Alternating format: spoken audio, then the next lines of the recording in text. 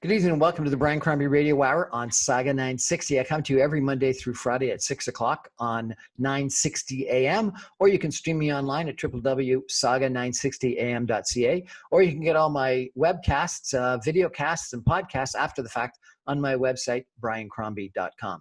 I have the honor of bringing you some interesting people, good interviews, both positive and negative at different times, on politics, on economics, on business, and on health. And I ended up being introduced to Emma Fitzgerald, who is a wellness coach and a yoga teacher, who has a rare condition. And she's wants to speak to us tonight about what this rare condition is. She's raising awareness for it.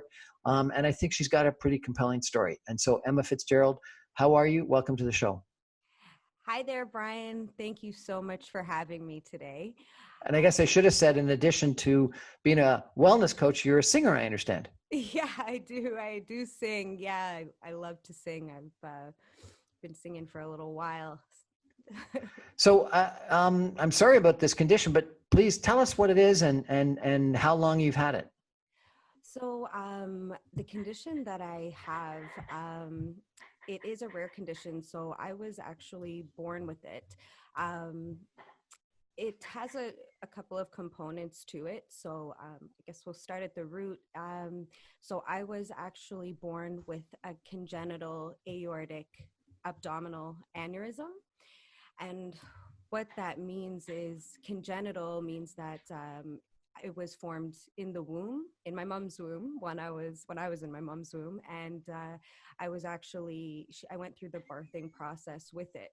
So I survived the birthing process having like a 6 centimeter aneurysm in my aorta, which is what makes it very rare. Is that aneurysms are common, but they are common in people that are, say, 50 and over. So what makes it very rare is that I was born with it. So first off, being, surviving the birthing process, which is very stressful, right? Like, as a woman going through that birthing process, to have a child in this way was very rare. So when the doctors saw me as a baby, they were very shocked, and just how I survived through that process. But then they said to my mom, this is a very rare case. We have never seen something like this, and it's not likely that she's going to survive past 2 weeks. So take her home, and she'll eventually pass away. And my mom, she's retired now, but she's a nurse at the time. And she, using her medical and mom intuition, she thought, I've got to try to give this girl a chance. And she ended up connecting with a couple of doctors that they, having it, the fact that the aneurysms are common in adults, they knew that there was a surgery that could be done, so a bypass surgery that was commonly done on adults, and they knew, okay, anatomically we could try to do this. The odds are very slim, but we'll try. And so when I was 19 days old, they actually operated on me, complete open abdomen bypass surgery, and they took out the aneurysm, and they put in a graft. So a graft, if we kind of imagine a hose, if you have like something blocking the middle of the hose, there's no blood flow that can go through, or say water that can go through. So they had to take out that aneurysm, but they had to connect the aorta back together. So that's what they used, a graft. And that was about, and I believe it was a 8 millimeter graft. So that surgery made me the first child in the world to survive a congenital aortic aneurysm and an open abdominal bypass surgery. Unbelievable. Well, obviously, fantastic for you and your mother and medical science. My gosh. We're going to take a break and come back more with Emma Fitzgerald and hear more about this life that she's led with this aneurysm. Stay with us. Well, my gosh, welcome back to the Brian Crombie Radio Hour. We're chatting with Emma Fitzgerald, who survived uh, a aneurysm when she was born. And at 17 days, is that correct, Emma? You went in for bypass surgery? Yeah, so actually 19 days. We won't 19 get days. technical, but yeah, it's relatively, My yeah. gosh, Emma, what a story. Like, what a story. Yeah, it's as I've been as I'm 33 now, and as I've been navigating through the process, having, it being a rare condition, there hasn't been a specific rehab process that I've been able to follow. So I've kind of had to create that over the years myself.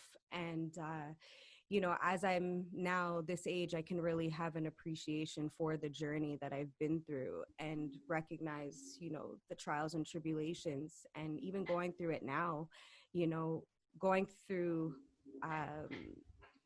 something so rare, it's hard to have the social support and services available because it's something that's not common. So it's something that I've had to really find ways to manage myself. So let's delve into this a little bit if we could. So what is an aneurysm? Can you explain what an aneurysm is to us, please? So an aneurysm essentially is like a blockage. So it's they don't know what the cause is of aneurysms. So they suspect that aneurysms have a connective tissue component, so that there are some panels, genetic panels, that have testing for conditions with aneurysms. And one that's commonly known is called floating harbor syndrome. So they suspect that anyone that has had an aneurysm, they have some type of connective tissue disease. However, I've been tested for every known condition, for every genetic panel that there is, since my last bypass 10 years ago, and I have had no match. So the cause of an aneurysm in my case remains obscure. We have And so I apologize. So you've had several aneurysms and more than one bypass surgery? So I've actually had just the one aneurysm. So what makes this condition the challenge that it is more anatomically. So now the fact that the aneurysm was removed, they put in the graft piece. So we kind of refer to it as like a connector. Now those have an average lifespan. So essentially, when you get a fake piece, it's a material like it's called Dacron. It's kind of like a synthetic polyester, and that is sewn onto the aorta from through the top and the bottom to connect it. And what happens is it only has a limited lifetime on it. So essentially, the average lifetime from research is 5 to 9 years. So every person has different genetics and a different anatomical makeup, so it's going to affect people differently. Their wear of it may be longer, maybe shorter, maybe there's underlying conditions. But so going through having that graft put in at 19 days old, they didn't know, how I would progress as a child. Would I be able to keep up with my peers? Would I be able to perform in a functional level the way that my peers are at that age? And we didn't know how that was going to how that was going to play out. So there was a lot of, yeah, Emma, you can't do this, no, you can't do that. And kind of just trying to navigate that as a young kid that was very wanted to be very outgoing and athletic and up to par with everything. So And were you able to be? I definitely challenged myself, and I think I surprised a lot of the doctors that thought like I wouldn't play soccer or basketball or do things, that are very strenuous on the body. And, I was definitely warned not to do it, but I love sports, and I just loved soccer. So I played, and I started to play competitively like around 15. Well, I started playing around 12, but more competitively around 15, 16. And, it was like kind of mind blowing as well for myself and my family to think, okay, wow, she can actually do these things. So there was still precautions I had to take. But when I was 21, the graft ended up blocking. So the 8 millimeter graft that I had put in when I was a baby ended up blocking. So essentially, playing soccer when I was 17, I felt my legs they were restricted with blood flow. I could feel when I was playing, my legs were like solid rock hard, and I would still play because I had a young mind over matter, and I just kept playing, and I was surviving on collateral veins, which is essentially these survival veins that our body, because our body is so intelligent, it knows when it's going into the survival mode, and it fights for us to try to create a way. So my body started to create these veins called collateral veins, and they're side arteries that channel blood flow from an area that's blocked in an effort to pass blood flow, but it's at a reduced rate. So I was playing soccer for about 3 years on a 50% blood flow, working, going to school, and did you know that? Was there a way of testing to find out that your blood flow was down to 50%? Yeah. So when I was followed by Sick Kids Hospital Toronto up until about 16 years old, and then I was kind of moving into the adult realm of healthcare, and there was a bit of a loss in the transition, and I was feeling symptoms, but I just not knowing where to really go with it, and it being so rare. And the symptoms were what? That your legs were stiff, and what? Were you lethargic or? Yeah, very fatigued. If I walked upstairs, getting to the top, which is similar to where I am right now, getting very fatigued, my legs get very crampy. So the oxygen and the blood flow, it's not getting through at a fast rate. Because for right now, my left side has only 60% blood flow. So it's going through collateral veins. It's not actually going through the aorta. So it's a faster flow. So it's, if you can imagine, like when you work out, say you work out to your capacity, and the next day you wake up and you're like, oh, I'm so sore, I can't move. It's I guess that's a common feeling I feel people may be able to relate to. Yeah, So no question.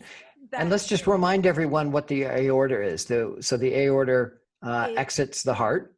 Yeah, so the aorta is actually if we want to call it the main highway that channels blood flow from the heart down to the legs. And the circulatory system, which is our cardiovascular system, makes up it's a network of arteries that supplies blood flow all around the body. So essentially, when circulation is affected, there is an impact. You are more tired, you are in a lot of pain, and so if I kind of just take it back a little bit to the second bypass, so when I felt that my legs were feeling that pain, and I eventually got seen and tested and found out I'm functioning at 50% blood flow to both legs. So it was a shock, but because I didn't understand what the symptoms would be, I didn't really essentially know that was something wrong with me.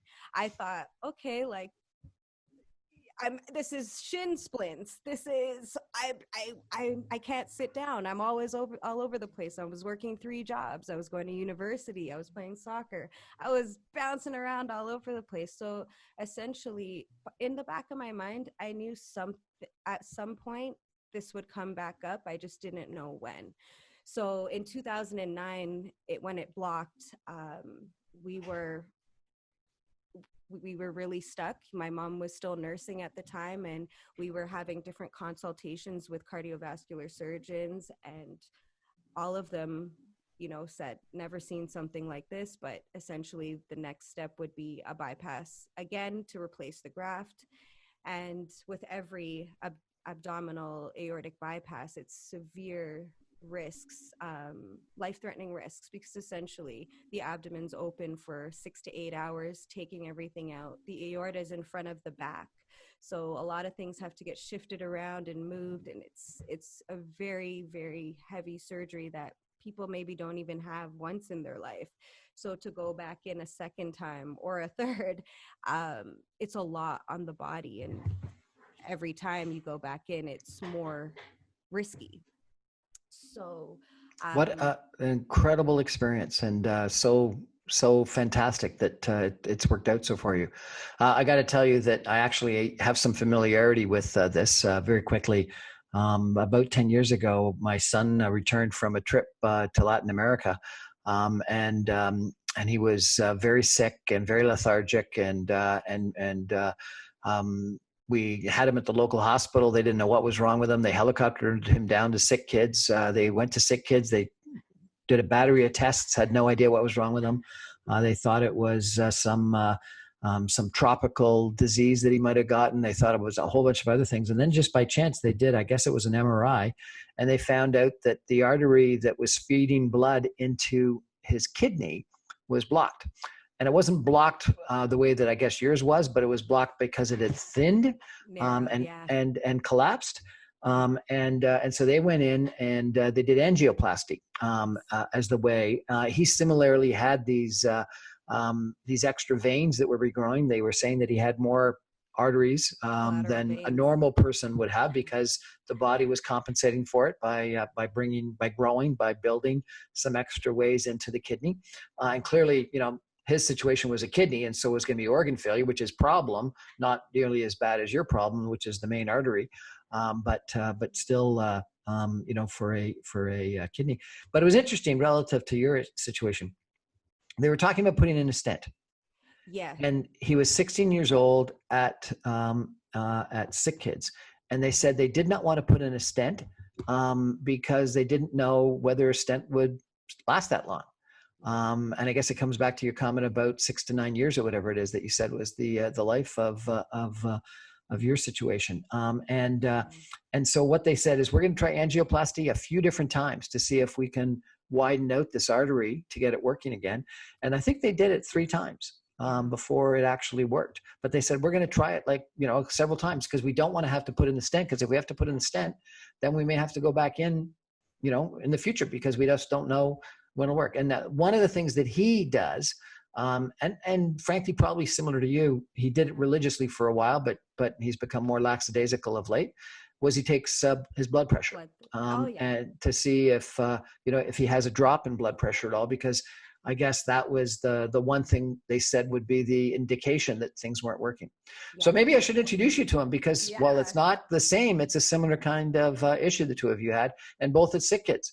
Yeah. And they said he was lucky because he was, I guess, 16 or 17, and it was he had something like 6 months left before Sick Kids would no longer deal with him. Yeah, exactly. And it's a scary experience.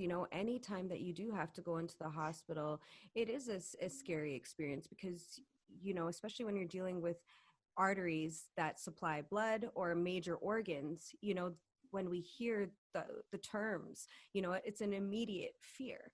And, you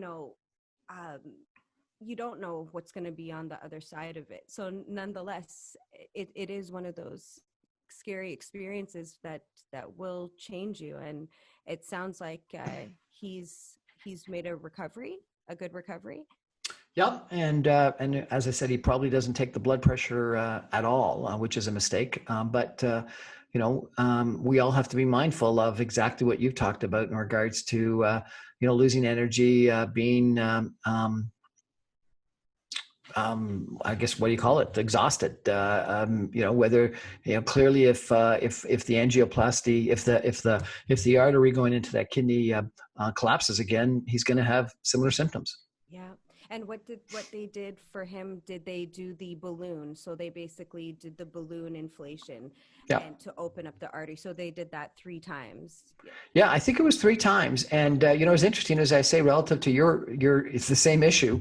They did it a couple of times because they said, look, we'll do it a couple of times because if it doesn't work, we'll put in the stent. And then we just don't know how long the stent's going to last, because we put stents in guys my age, not stents in people that are 19 days or 16 years old. So we just don't know if it's going to last. And so we hope the angioplasty works. And if it doesn't, then we can still do the stent, but let's not do the stent first. Let's do the balloon angioplasty to start. Anyway, Emma, incredible story. We're going to take a break and come back more. And I'm going to ask you what you're doing to raise awareness when we come back. So we're chatting tonight with Emma Fitzgerald. We're going to take a break. Stay with us.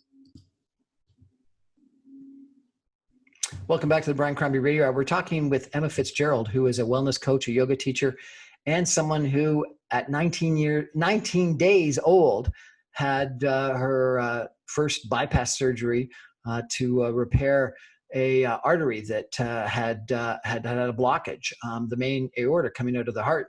And then she had a second bypass surgery. And Emma, I understand you've had a third bypass surgery? Yeah, so the graft that I had put in 2009, it actually blocked exactly 9 years later. So in 2017, July, I ended up, I was teaching a yoga class. I had been feeling symptoms the week up to, and I was teaching, and I ended up going into to have a test, which is called a vascular ultrasound, where they do test the blood pressures from the legs and the arms, and they see what the pressures are that will indicate whether there's been a drop in blood flow, as well as, visual imaging as well. So at that point, they told me that I was functioning on 40% blood flow, and they didn't know how I was even standing at that moment to stand at that desk, and I was in so much pain. But because I've gone through so many many medical interventions that I've experienced a lot of pain, I think my threshold has kind of expanded with it. So maybe it could work with me and against me. But yeah, so I had found out it was blocked, and I was sitting in the ER. And at that point, so actually in 2009, when I did have the bypass done, the doctor that had operated on me as a guinea pig, one of the doctors in Montreal, he was working at the hospital that my mom was working at in 2009. So she ended up bumping into a picture of him and found out he's the chief of cardiac surgery at St. Mike's Hospital.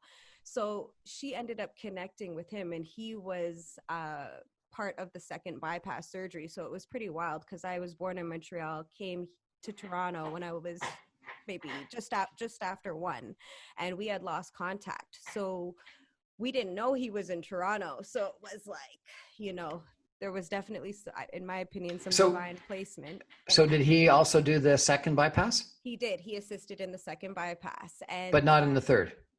Not in the third. So in the third, I had gone to I live in Mississauga, so I had gone to the hospital in Mississauga, and I had actually met a cardiovascular surgeon through my experience in the ER when everything blocked, and he's actually a very well-known doctor as well, in UFT, as well as Mississauga, the GTA area.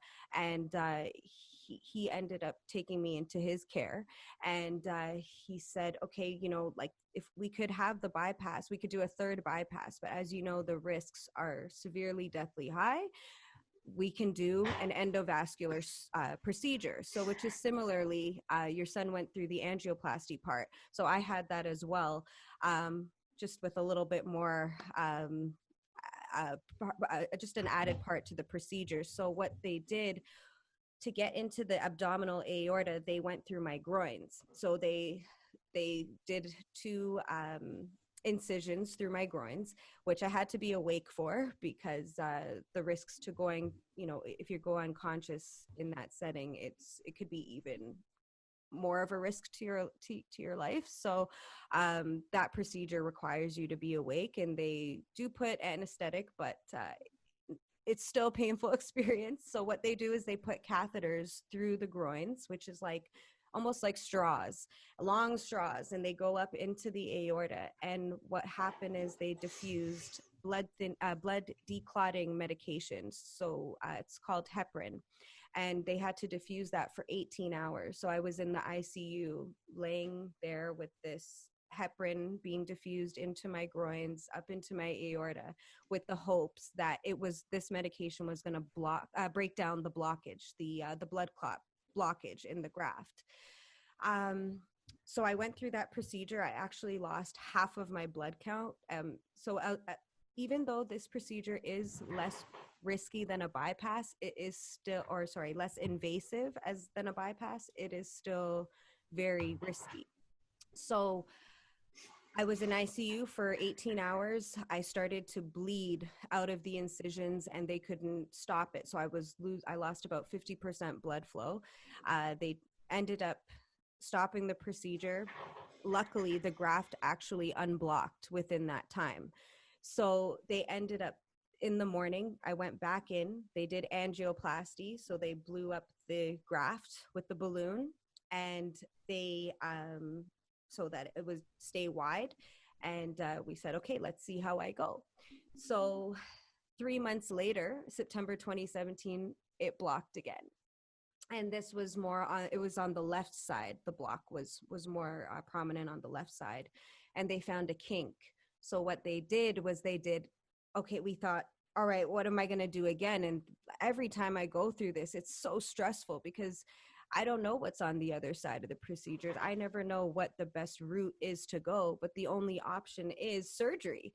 And that's the most challenging part, and that's where things get very risky. So I ended up opting for another endovascular procedure. So they did the catheter thing again, and they diffused the heparin, and it ended up unblocking. But what they did was they did the angioplasty again, so the balloon inflation, and they did put the stent in mine. So I ended up having a stent. So all through 2018, I was on the stent. So I call it like the Band-Aid solution.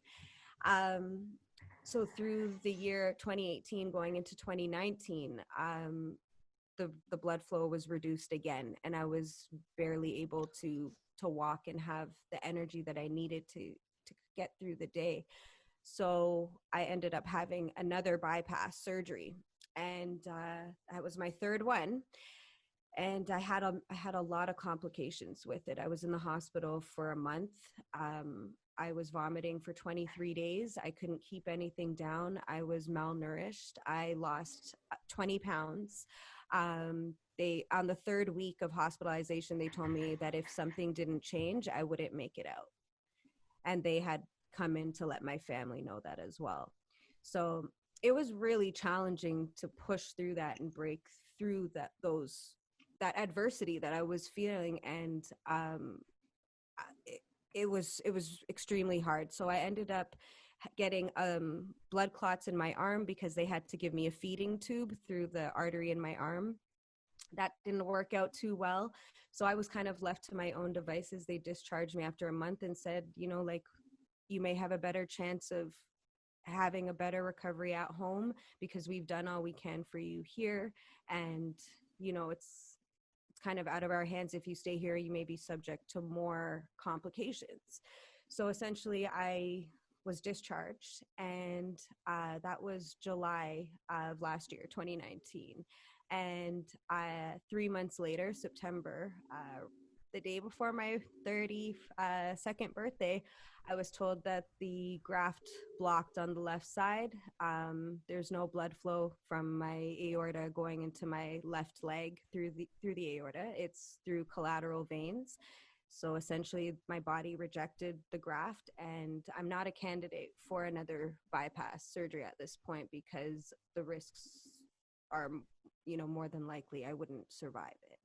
So right now, all I can do is actually walking is the best thing for this condition, because it's pushing yourself to a physical capacity where your body goes back into survival mode and thinks, I need to make more veins. So every day I have to do 10,000 steps, whether I want to or not. I have to do it because it's the only way that I'll be able to get through the day with enough, so it's, increasing the circulation, but as well as to try to create more veins. So I'm in a predicament that there's nowhere to really refer me to, because surgically, surgical options are the only options available. And that's when I started to research stem cell. So I've heard about stem cell research for many years, and I have always been told it's not something that my case would fit into. But again, it is something that only went into clinical trial where there was a successful result from some research, don't quote me, but it's just some studies that I've looked up, the mouse trial that went into clinical trial in 1998, where they had some results, and they were able to identify that taking stem cells from, say, a mouse and basically changing the functions of it and putting it back in, they were able to do that. They were able to get some type of scientific result. So there is possibility to change stem cell, the function of a stem cell. So I'm still kind of just learning all of this, but So you're researching stem cells, or you actually yeah. are going to take stem cells, or what's the state? So there's never been a stem cell outcome for something like my condition, because it is so rare. I'm 1 in 11 survivors. I'm the eldest, and there's only 26 reported cases in the world. So my case actually made international public medical database. So I'm as being that first survivor. So essentially, I'm the eldest. From some of the research that I have done, some of them may not have, the other 11 may not have had their second bypass or even a second intervention as yet, because it seems like a lot of them are younger, just from the dates that they were entered into the database. So And the reason why you can't go in for I guess it's the fourth bypass or another vascular procedure is because they think your body won't take it? yeah, exactly. The risks to reblocking the graft is very high. Internal bleed, blood clot can break off, can cause a stroke, heart attack. There's so many more. There's more scar tissue that's built as well. So scar tissue causes narrowing of the arteries. So there's a lot of severe risks. Are So you on blood thinners? I am. Yeah, I am. So you probably have a real risk of bleeding. Yes, I do. So that's another thing. And I try to also I'm a vegetarian, so I do plant-based diet to try to be able to thin my blood naturally through the diets, keep my cholesterol down so that plaque doesn't build up and clog arteries, because blockages can be plaque or it can be blood clots. Sometimes it can be both, because I've been told, to think of the cake layer of like blood clots and plaque, and that together causes blockages. So stem cell has been used for they're in the process of using stem cell to figure out many different conditions. And I was really without hope, and I thought, like, there's nowhere else for me to go with this. And I was in that state of, maybe I'm not gonna, I can't have another bypass, can't have another surgery. There's no safe way through this. I'm not going to be able to do this. And, my personality isn't like that. I've always been a fighter, a person that seeks to find a way. And, being born per se as a miracle, so to speak, that's what they call it, and seeing that the body's ability to create collateral veins. Our bodies are so intelligent. Amazing. They're absolutely amazing. So I believe that there is another way. And because I am that guinea pig, I feel like I have to think outside of the box and try to find a different way to navigate this and, approach it. So I've been doing a lot of stem cell research as well. And I do understand that it has never been done before. But I do understand that if there is a breakthrough, it could help people like myself, but it could also help people that have peripheral arterial disease, which is people, there's a huge percentage of the population that has peripheral arterial disease, and which is blockages in their legs, and they can't have surgery because they have underlying conditions. And if there is a breakthrough in stem cell, just in terms of revascularization, so using stem cell to create new veins, new arteries, if there's a breakthrough in my case, that could help a lot more other people, not just with a rare condition, but people that have circulation issues that need these vessels to grow to pass the blood through those areas. We're chatting with Emma Fitzgerald tonight about her challenges. At 19 days old, she had her first bypass surgery. Sounds like she's had 2 since then, as well as 2 vascular procedures, and is now trying to figure out what the next solution is, which might be stem cells. We're going to take a break and come back for some concluding comments and ask her what she's doing and how we can help. Stay with us. We're back on the Brian Crombie Radar with Emma Fitzgerald. Fascinating, heartwarming story of what you said, Emma. You're one of 26 people in the world. One of 26 reported cases.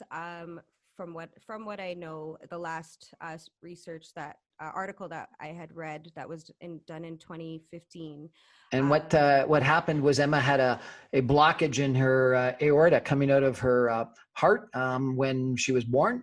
She had her first bypass surgery and put in a graft at 19 days old. Then she had another one, and then another one, and then 2 vascular procedures to widen it with balloon angioplasty. And now she's been told she can't have any more. And so she's trying to figure out something else. And so, my gosh, Emma, what an incredible story you've got. Thank you, Brian. You believe it's you?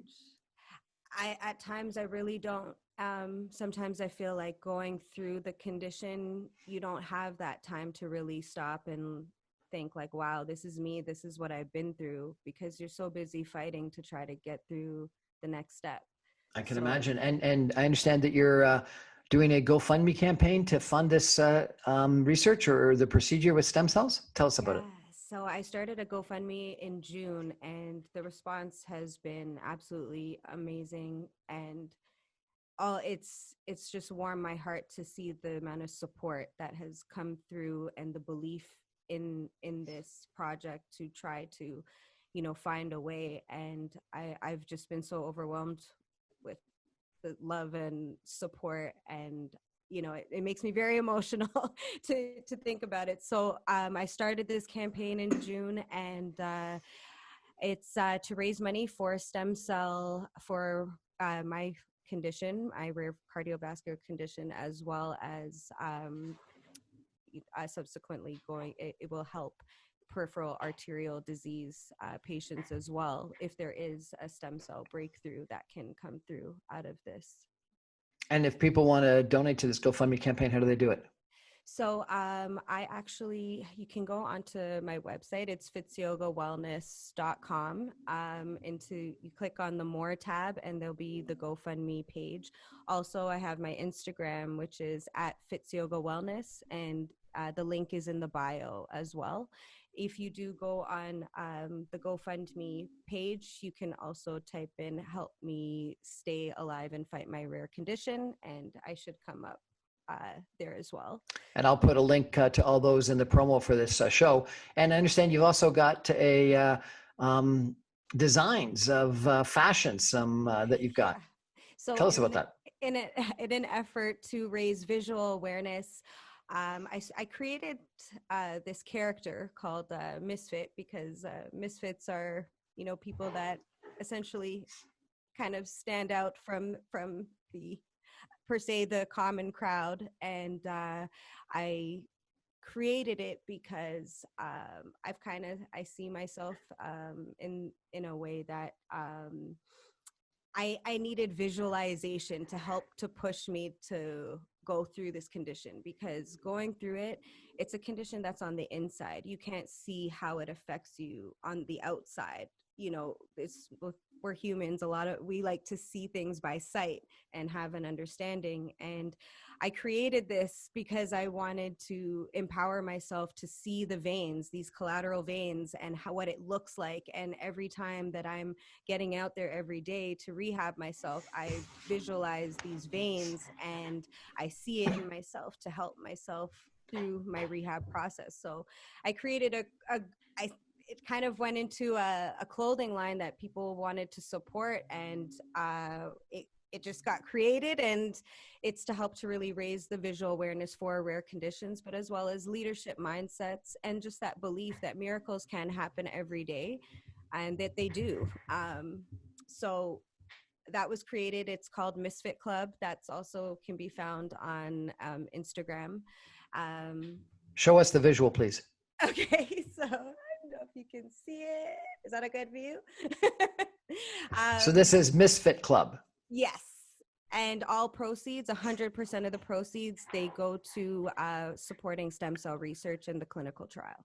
Well, Emma Fitzgerald, thank you so much for telling us your story. I really appreciate it. It's a inspirational story. It's a heartbreaking story for all of the challenges that you've gone through and all the pain that you must have incurred and all the nervousness, the anxiety that you must have had and your parents must have had and your family must have had as you went through 3 different bypass surgeries.